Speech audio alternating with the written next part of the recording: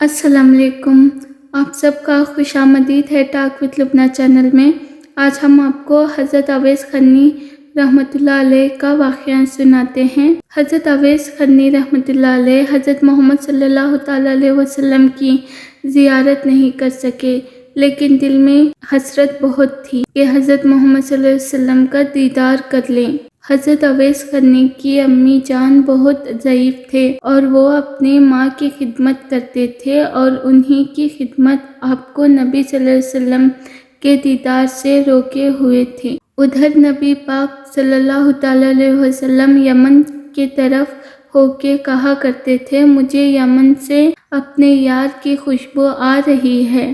ایک صحابی نے کہا، نبی پاک صلی اللہ تعالیٰ علیہ وسلم آپ اسے اتنا پیار کرتے ہیں اور وہ ہے آپ سے ملنے بھی نہیں آئے۔ تو آپ صلی اللہ تعالیٰ علیہ وسلم نے فرمائے، اس کی بوڑھی اور نبینا ماں ہے جس کی اویس بہت خدمت کرتا ہے اور اپنی ماں کو اکیلا چھوڑ کر نہیں آ سکتا۔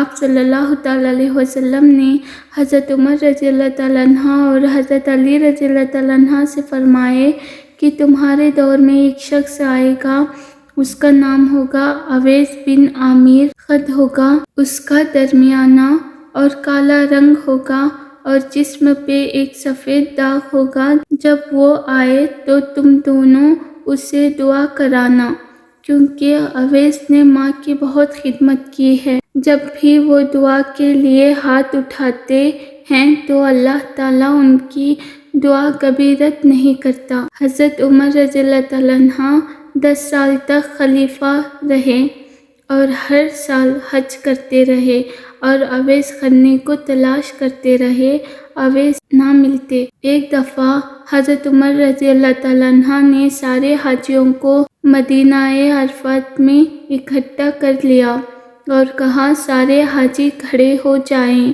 اور کہا سب بیٹھ جاؤ، صرف یمن والے کھڑے ہو جاؤ۔ تو سب بیٹھ گئے، صرف یمن والے کھڑے رہے۔ پھر کہا کہ یمن والے سارے بیٹھ جاؤ، صرف قبیلہ مراد کھڑے رہیں۔ پھر کہے کہ مراد والے سب بیٹھ جاؤ، صرف کرن والے کھڑے رہو۔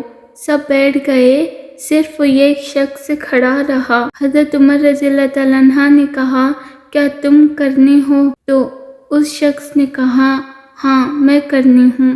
تو حضرت عمر رضی اللہ تعالیٰ عنہ نے کہا، اویس کو جانتے ہو؟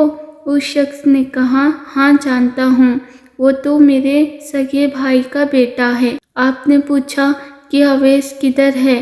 اس شخص نے کہا کہ وہ عرفات گیا ہے اونٹ چرانے کے لیے۔ آپ نے حضرت علی رضی اللہ تعالیٰ عنہ کو ساتھ لیے اور عرفات کے لیے نکل پڑے۔ جب وہاں پہنچے تو دیکھے کہ اویس قرنی درخت کے نیچے نماز پڑھ رہے ہیں اور اونٹ سارے طرف چر رہے تھے۔ آپ دونوں آگے بیٹھ گئے اور اویس قرنی کی نماز ختم ہونے کا انتظار کرتے رہے۔ جب حضرت اویس قرنی رضی اللہ تعالیٰ عنہ نے سلام پھیرا تو حضرت عمر رضی اللہ تعالیٰ عنہ نے پوچھا، کون ہو بھائی؟ تو حضرت اویس قرنی رضی اللہ تعالیٰ عنہ نے کہا، میں اللہ کا بندہ ہوں۔ حضرت عمر رضی اللہ تعالیٰ عنہ نے کہا، سارے ہی اللہ کے بندے ہیں، تمہارا نام کیا ہے؟ تو حضرت اویس رضی اللہ تعالیٰ عنہ نے کہا، آپ کون ہیں؟